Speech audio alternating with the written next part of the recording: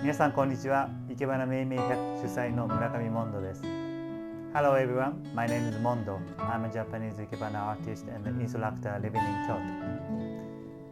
今回のいけばな分解術いかがだったでしょうか。今回は色とりどりのアジサイを使ったリンパ蝶いけばなをご紹介しました。私が住んでいる京都では例年よりも3週間も早く梅雨入りとなりました。鬱陶しい梅雨ではありますが、雨の中しっとりと咲くアジサイもなかなか素敵ですね。それではまた次回をお楽しみに。花はそれぞれ、人もそれぞれ。Love to live with flowers. Thank you for watching. ご視聴いただきましてありがとうございました。